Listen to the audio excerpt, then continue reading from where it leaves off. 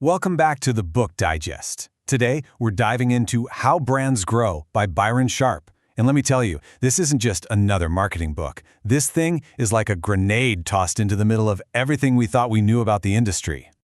I mean, it's been called a sustained act of intellectual demolition. And honestly, that's a perfect description. This book doesn't offer you some new, fuzzy philosophy or a feel-good story. Nope.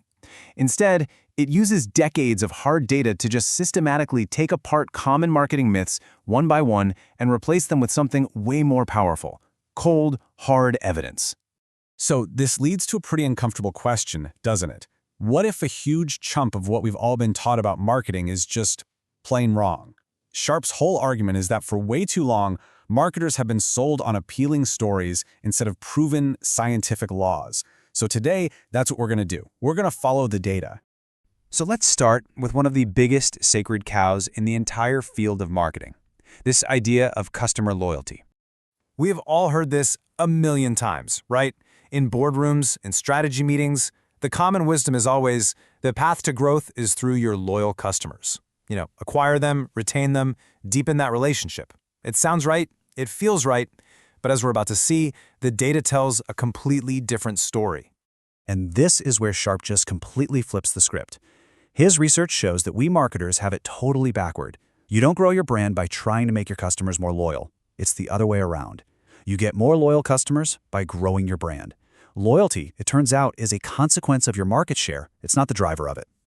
This pattern is so consistent across so many industries and countries that it actually has a name: the double jeopardy law. And it says that smaller brands suffer twice. First, they have fewer buyers. Second, those buyers are also less loyal. The big takeaway here: chasing loyalty directly is a losing game. The real path to growth is just increasing your reach. Okay, so if it's not our loyal superfans driving the business, then who actually is? Well, that brings us to another foundational myth that needs busting. We all know the Pareto principle, right? The 80-20 rule. And in marketing, we've always interpreted it to mean that 20% of our customers, our so-called heavy buyers, are responsible for 80% of our sales. So naturally, that's who we should focus all our attention on. But again, the data shows this is a dangerously incomplete picture. Yeah, heavy buyers are important, for sure, but every single brand also has this massive, long tail of light, occasional buyers. We're talking about people who might only buy from you once or twice a year. And here's the kicker. When you add all of those people up, this huge group can account for up to half of your total sales. Half! Ignoring them isn't just a small mistake. It's like leaving half your business on the table. In this chart just visualizes the proof perfectly. This is data from the IPA, which tracks advertising effectiveness, and it's crystal clear. Campaigns that actually drive real growth do it by acquiring new buyers. A staggering 80% of growth comes from what's called penetration, which is really just a fancy word for reaching more people. Only 20% comes from trying to increase loyalty with the customers you already have. The lesson couldn't be simpler. Growth means getting more customers, period. Okay, so if the old rules are wrong, what are the new ones? What actually works? Well, Sharp boils it all down to two simple but incredibly powerful concepts. These are the two pillars of growth: mental availability and physical availability. Just forget about complex funnels and loyalty ladders for a second. Getting these two things right is the fundamental job of marketing. First up, mental availability. All this means is the probability that a buyer will even think of your brand in a buying situation. So when someone's looking for a snack, does Snickers pop into their head? When their car needs new tires, do they think of Michelin? If you're not even in their mind at that exact moment, you have absolutely zero chance of making that sale. And second, you've got physical availability. This is the other half of the battle. Because if a customer thinks of you, but they can't easily find you or buy you, the opportunity is just gone. Is your product on the right shelf, in the right stores, at the right time? These two have to work together. Be easy to mind and be easy to find. So, if the goal is to build that crucial mental availability, how do you actually do it? This brings us to another one of the book's core insights.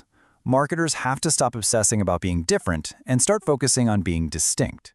Let's unpack that, because this is a really critical shift in thinking. Differentiation is that endless race to try and persuade people your brand is somehow better or faster or stronger, even when the actual differences between products are tiny. Distinctiveness, on the other hand, is simply about being instantly recognizable. It's about building powerful memory structures so that consumers can spot you in a crowded marketplace without even having to think. And we see these distinctive assets everywhere. Think about it. Coca-Cola's very specific shade of red and its unique bottle shape. The golden arches of McDonald's. Even that little 5-note jingle for Intel. These things aren't claiming superiority. They're just powerful mental shortcuts that trigger the brand in your mind instantly. This completely reframes the whole job of advertising. Its primary purpose isn't to persuade people or change their minds. It's to build and refresh these memory structures, these mental shortcuts, in the minds of all potential buyers, especially those light buyers who only see your brand every once in a while. It's not about persuasion, it's about presence. So let's pull all of this together into a new data-driven marketing playbook. What should you actually be doing? All right, let's put it all together. The data-driven playbook for growth looks like this. Number 1, you have to continuously reach all the buyers in your category, especially that long tail of light buyers.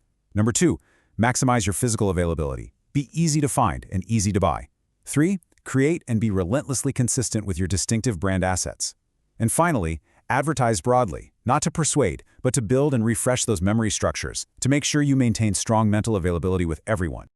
You know, the book's final message is a really powerful one. In marketing, we love a good story. We love the narrative about passion and loyalty and brand love. But the most dangerous thing we can possibly do is mistake that appealing story for the evidence-based truth.